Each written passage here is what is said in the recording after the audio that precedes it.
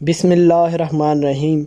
السلام علیکم دوستو، آج کی اس ویڈیو میں ہم یہ بات کرنے جا رہے ہیں کہ لاسٹ 10 ایئرس کے پیپر کرنے چاہیے یا نہیں، اور اس حوالے سے میں آپ کو اپنی رائے سے بھی آگاہ کروں گا۔ تو چلتے ہیں ویڈیو کی طرف۔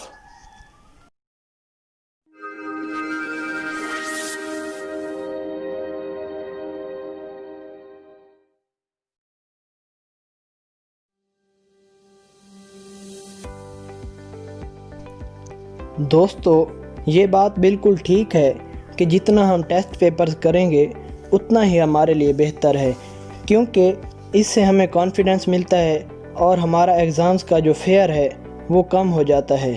لیکن دوستو، پرابلم یہ ہے 10 ایئرز کے پیپرز حل کرنے میں کہ سلیبس چینج ہوتے رہتے ہیں۔ لاسٹ 3 سال 4 سال میں سلیبس چینج تھا۔ جب آپ 10 ایئرز کے پیپر اٹھائیں گے تو آپ دیکھیں گے کہ یار یہ والا تو چیپٹر ہی نہیں ہے بک میں۔ پھر آپ کو ٹینشن ہو جاتی ہے کہ یار یہ والا چھوڑ کر اگلا کر لیتا ہوں۔ بعد میں آپ یہ دیکھتے ہیں کہ یار یہ والا تو ٹاپک ہی مس ہے، یا یہ والا ٹاپک تو بالکل آ ہی نہیں رہا۔ تو آپ اسی طرح کرتے کرتے 3-4 سال کے پیپر ایسے ہی نکال دیتے ہیں اور آپ کا موٹیویشن لیول بھی لو ہو جاتا ہے۔ تو دوستو، اس حوالے سے میری یہ رائے ہے کہ ہم 10 ایئرس کے پیپرز نہ کریں۔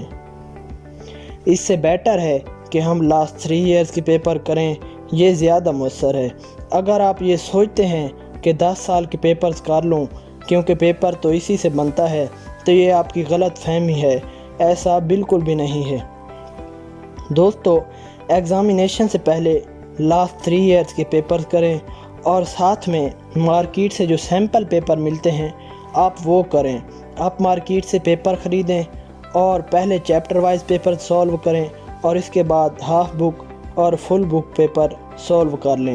اس سے کیا ہوگا کہ آپ کے لیے چیپٹر وائز ٹیسٹ آسان ہوگا، اور کرتے کرتے آپ سارے چیپٹرز کو حل کر لیں گے، اور اس کا بینیفٹ یہ ہوگا کہ آپ پر ایک ہی بار فل بک کو یاد کرنے کا پریشر نہیں ہوگا، اور آپ اپنا کانفیڈنس بھی لوز نہیں کریں گے۔ تو دوستو، یہ تھی میری رائے۔ اگر ویڈیو اچھی لگی ہو تو کمنٹ میں ضرور بتائیں۔ ملتے ہیں اگلی ویڈیو میں۔ السلام علیکم۔